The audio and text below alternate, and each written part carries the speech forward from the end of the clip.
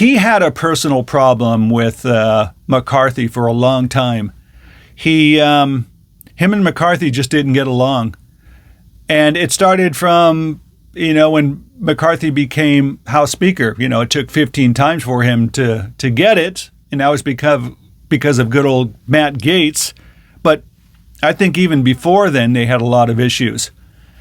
But Matt Gaetz was claiming on ABC News, I forgot, it was one of the talk shows, that this was not a personal issue. And it was, because from what I understand, people were saying that Matt Gaetz was promising McCarthy that he is going to oust him from speakership.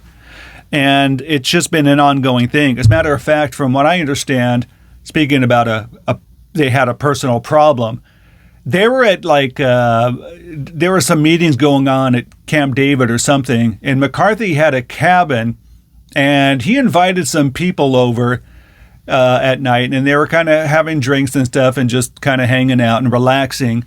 The only person that was not invited was Matt Gaetz. And Matt Gaetz knew he was the only person not invited. So what does Matt Gaetz do? He shows up anyways. So Matt Gaetz pounds on the door. McCarthy opens up the door and says, "What are you doing here?" And, Matt Gaetz comes up with a story. Is, what's her name here? Who? And then he came up with the name. I don't know who it was. And McCarthy said, "No, she's not here." Or, "Yeah, she is here, but what do you want?" He goes, "Well, I'd like to talk to her." He goes, "Matt, go away." And he slammed the door. But it's just like little personal stories like that just show they've had an issue with each other for quite a while.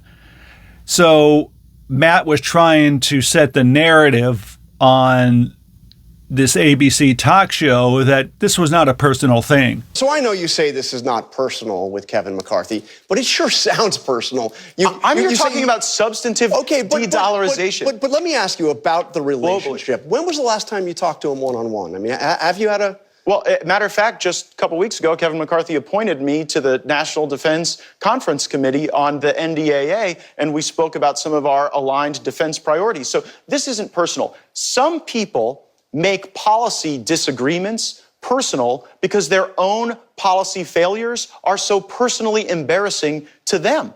I hold no personal animus to with any of my Republican colleagues. By the way, including my Republican colleague you're about to have on next, who's had some pretty terse words for me. But at the end of the day, this is about spending. This is about the deal Kevin made in January. I do resent the fact that Kevin is owned by lobbyists and special interests. That sounds personal, by the way. No, it's not personal. It's substantive. That's an attack on the guy's integrity. Well, it is an attack on the system that he has used to obtain the speakership. I am fighting for a different system, one based on spending guardrails, agreements on process. Kevin promised us 72 hours to read the bill. We didn't have it. He promised us $100 million wouldn't go onto the suspension agenda without the opportunity for amendments. Broke that deal too, and he promised us we'd return to pre-COVID spending levels.